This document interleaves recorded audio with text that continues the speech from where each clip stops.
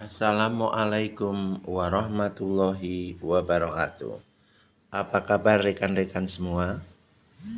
Setelah sekian lama beberapa pertemuan saya tidak bisa mengisi. Hari ini kita kembali dengan domain perilaku kesehatan. Domain perilaku kesehatan menurut Bloom mencakup perilaku kognitif, afektif, dan psikomotorik. Domain perilaku kesehatan menurut Ki Hajar Dewantara adalah cipta, rasa, dan karsa. Selanjutnya akan kita bahas satu persatu mengenai apa itu pengetahuan. Pengetahuan merupakan hasil dari tahu yang terjadi setelah orang melakukan penginderaan terhadap suatu objek tertentu. Penginderaan terjadi melalui panca indera manusia, yakni indera penglihatan, pendengaran, penciuman, rasa, dan raba. Sebagian besar pengetahuan manusia diperoleh dari mata dan telinga. Faktor-faktor yang melatar belakangi pengetahuan adalah umur. Pertama adalah umur. Peningkatan umur menambah kedewasaan seseorang dan terkait dengan pengalaman hidupnya. Semakin banyak pengalaman hidup, akan semakin tinggi pengetahuannya. Yang kedua adalah pendidikan. Pendidikan merupakan penuntun manusia untuk berbuat dan mengisi hidupnya yang dapat digunakan untuk mendapatkan informasi sehingga meningkatkan kualitas hidupnya. Umumnya semakin tinggi pendidikan seseorang, semakin mudah menerima informasi dan semakin tinggi pengetahuannya. Yang ketiga adalah pekerjaan. Pekerjaan anggota keluarga merupakan satu sumber penghasilan bagi keluarga untuk memenuhi kebutuhan fisik, psikologis, dan spiritual keluarga. Orang yang bekerja di luar rumah akan banyak melihat dan berinteraksi dengan lingkungannya sehingga pengetahuannya semakin bertambah. Yang keempat adalah sumber informasi. Informasi dapat diperoleh dari berbagai sumber informasi dalam bentuk media massa, cetak, dan media elektronik. Domain pengetahuan kognitif mempunyai 6 tingkat, yaitu tahu. Kemudian yang kedua adalah memahami.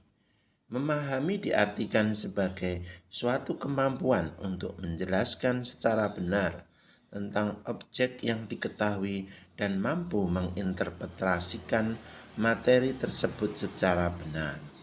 Yang ketiga adalah aplikasi. Aplikasi diartikan sebagai kemampuan untuk menggunakan materi yang telah dipelajari pada situasi atau kondisi real. Aplikasi di sini dapat diartikan sebagai pengetahuan hukum, rumus, metode, prinsip, dan sebagainya dalam konteks atau situasi yang lain. Yang selanjutnya adalah analisis.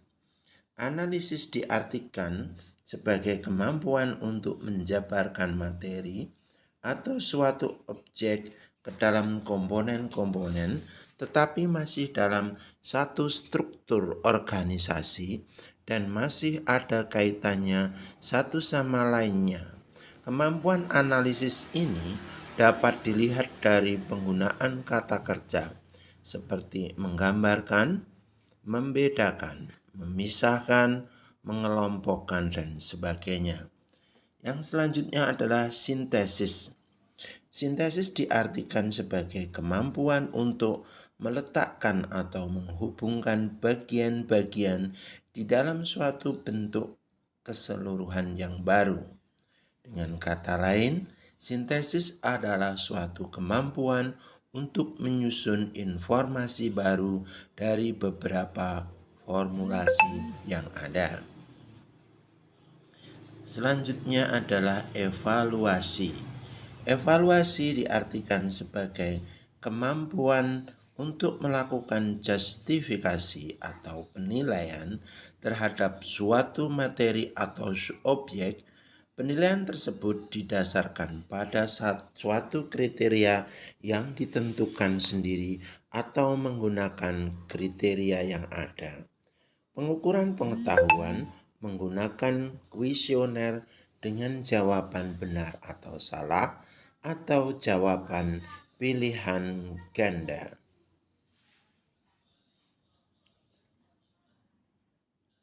Selanjutnya adalah sikap atau attitudes. Sikap merupakan reaksi atau respon seseorang yang masih tertutup terhadap suatu stimulus atau objek. Manifestasi sikap tidak dapat dilihat langsung, tetapi hanya dapat ditafsirkan sebagai perilaku yang tertutup.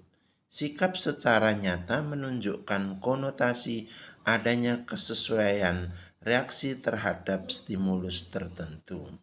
Komponen sikap mempunyai 3 komponen pokok yang secara bersama-sama membentuk sikap yang utuh.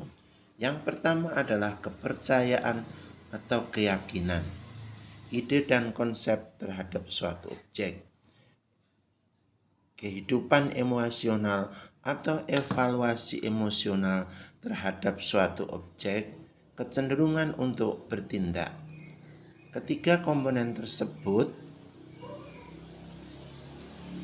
sikap mempunyai 4 tingkatan sebagai berikut. Yang pertama adalah menerima atau receiving. Menerima diartikan sebagai kesediaan seseorang untuk memperhatikan stimulus yang diberikan objek. Misalnya, sikap orang terhadap gizi dapat dilihat dari kesediaan dan perhatiannya terhadap ceramah tentang gizi. Yang kedua adalah merespon. Yang ketiga adalah menghargai. Menghargai diartikan sebagai kesediaan seseorang untuk mengajak orang lain mengerjakan atau mendiskusikan orang lain tentang suatu masalah. Misalnya, seorang ibu yang mengajak ibu yang lain, tetangganya, saudaranya, untuk pergi menimbang anak balitanya ke posyandu. Yang terakhir yaitu bertanggung jawab atau responsible. Bertanggung jawab diartikan sebagai kesediaan seseorang untuk menanggung segala risiko terhadap suatu yang telah dipilihnya. Misalnya, seorang ibu mau menjadi akseptor KB meskipun mendapat tantangan dari mertua atau orang tuanya sendiri. Pengukuran sikap dilakukan dengan cara langsung dan tidak langsung. Secara langsung dapat ditanyakan bagaimana respon seseorang terhadap suatu objek. Pilihan jawaban singkat adalah sangat setuju, setuju, tidak setuju, sangat tidak setuju, atau sangat memuaskan, memuaskan, kurang memuaskan, dan tidak memuaskan. Wassalamualaikum warahmatullahi wabarakatuh.